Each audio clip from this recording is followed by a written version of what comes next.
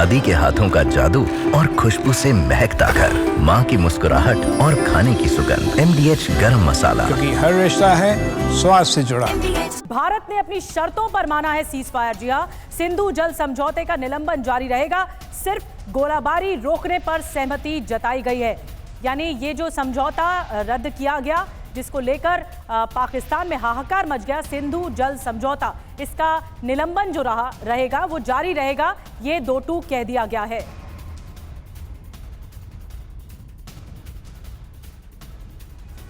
तो देखिए, सिर्फ गोलीबारी जो है वो रोकी गई है। ये सीधे तौर पर पाकिस्तान को बहुत अच्छे से बता दिया गया है, समझा दिया गया है। और सीज फायर भले ही हो गया हो, लेकिन इससे पहले जो बड़े और कड़े फैसले पाकिस्तान के खिलाफ लिए गए, उसमें कोई बदलाव नहीं होगा। ये साफ बता दिया गया है। जो डिप्लोमेटिक स्ट्राइक के दौरान अहम फैसले लिए गए थे वो जारी रहेंगे।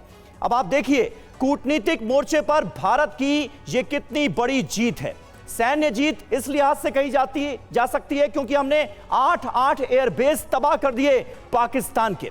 दुनिया में पाकिस्तान पूरी तरह से अलग थलग हो गया, यह साफ नजर आया। खाड़ी देशों ने भी समर्थन नहीं किया पाकिस्तान का, वो भी आतंकवाद के खिलाफ जारी इस मुहिम में हिंदुस्तान के साथ थे, भारत के साथ थे। यहां तक कि UAE और सऊदी अरब जैसे मुस्लिम देश भी पाकिस्तान के साथ नहीं, भारत के साथ खड़े थे।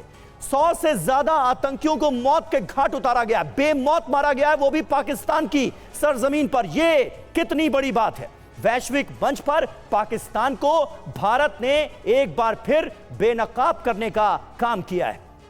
26 साल का बदला पूरा हुआ है सैन्य जीत के तौर पर। और कूटनीतिक जीत ये कि आतंक और पाकिस्तान की सेना का जो गठजोड़ है उसे हमने बेनकाब कर दिया है। भारत की शर्तों पर सीज फायर हुआ है। और सैन्य जीत इस लिहाज से भी बड़ी कि हमने बहावलपुर में जैश का हेडक्वार्टर तबाह कर दिया, बर्बाद कर दिया। और जैश के बड़े बड़े आतंकियों का जनाजा निकलता भी पाकिस्तान के अंदर भारतीयों ने देखा।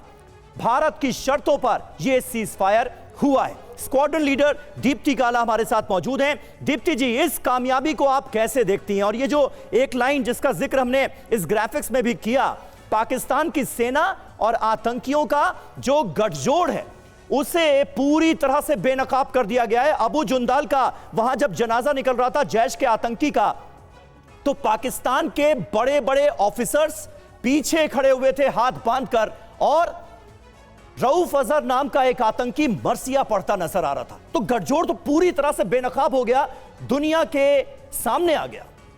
जी समीर, बिल्कुल। इनफैक्ट अगर आप देखेंगे तो ये जो गठजोड़ है, ये सारा ग्लोबल मीडिया में भी बहुत अच्छे से खुलकर सामने आया है। और ग्लोबल मीडिया ने भी ये सवाल, इनफैक्ट ये एक इतना ज़बरदस्त टाइम था जहाँ पे उनके डिफेंस मिनिस्टर, जहाँ पे उनके इंफॉर्मेशन मिनिस्टर और अब शरीफ, सबका जो पर्दाफाश हो चुका है ग्लोबल लेवल पे, जो थू हुई है उनकी, वो सारे ही नकाब अब हट गए हैं। और ग्लोबल लेवल पे अब सारी जनता को, सारे देशों को, इनफैक्ट समीर, इसमें मैं ये भी कहना चाहूँगी कि जी मोदी सरकार की भी ये एक बहुत बड़ी जीत है। क्योंकि अगर हम देखें जो पिछले कुछ सालों में जितने भी ग्लोबल वर्ल्ड पे कॉन्फ्लिक्ट्स हुए हैं, इंडिया ने बहुत स्ट्रॉन्ग स्टैंड लिया था।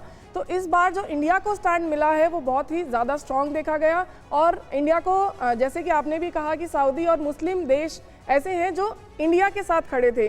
तो अगर मैं ओवरऑल ग्लोबल प्लेटफॉर्म पे बात करूं तो पाकिस्तान की बहुत ही ज़्यादा बदनामी हुई है, जो पहले भी मैं कहूँगी एज ए सोल्जर की इज्जत तो कभी थी ही नहीं, बट हाँ, बदनामी बहुत हुई है। और वो कितने भी फॉल्स नरेटिव्स बना ले, कितने ही फॉल्स एविडेंसेस दिखा ले, लेकिन जो सच है हमने दुनिया को दिखाया है। हमारे मिस्त्री साहब ने भी वो फोटोग्राफ दिखाई है जिसकी आप बात कर रहे थे कि एक टेररिस्ट के जनाजे में आर्मी के लोग भी खड़े हैं। सो 100% ये पॉलिटिकल लेवल पे एक बहुत बड़ी जीत है।